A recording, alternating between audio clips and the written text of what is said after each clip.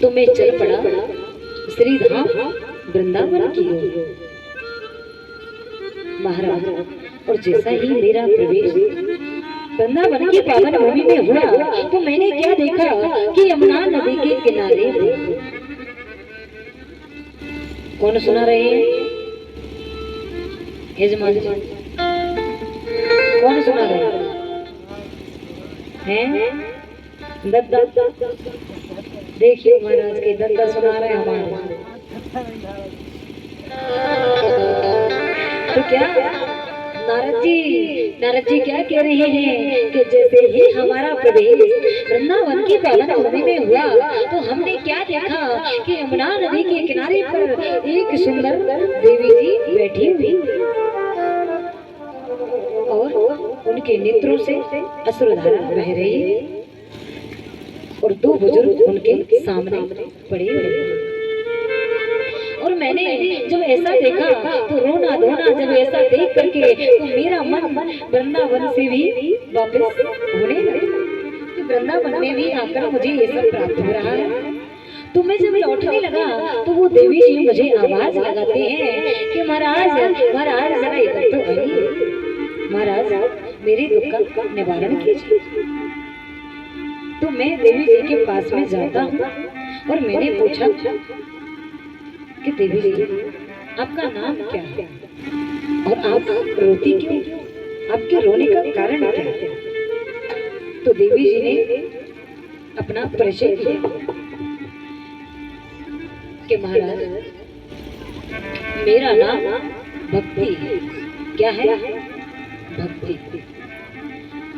और मेरी रोने का कारण एक ही है कि जो सामने आपकी पड़ी हुई है बुजुर्ग अवस्था में, अचेतन अवस्था में, ये मेरे दोनों पुत्र हैं।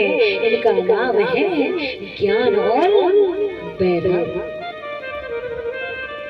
अचंभा नारद जी कहते हैं कि देवी जी मैंने तो ये पहली बार देखा कि माता पिता से पहले बच्चों का बुढ़ापा आ जाए। बोले हाँ महाराज ठीक कहते हो, यही तो मेरे रोने का कारण है कि माँ से पहले ही बच्चों का बुढ़ापा आ चला है।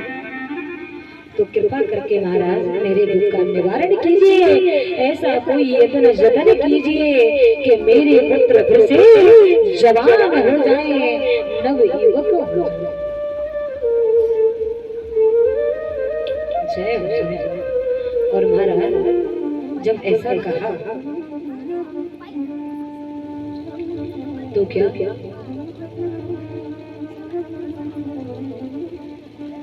नारद जी वेद शास्त्र की कथाएं सुनाने, लेकिन ज्ञान वैराग्य के अंदर जरा सी भी चेतनता नहीं आई, अंदर नहीं। नारद जी थक जाते हैं, हार जाते हैं, उदास हो जाते हैं और व्योमवाणी हुई, आकाशवाणी हुई कि नारद जी अभी आपका प्रयास अधूरा है, उद्यम करो, प्रयास करो, अभी प्रयास अधूरा। जब नारद जी को ऐसी आकाशवाणी हुई तो नारद जी और प्रयास करने लगे, वेद सुनाने लगे, शास्त्र सुनाने लगे, भगवान की कथाएं सुनाने लगे।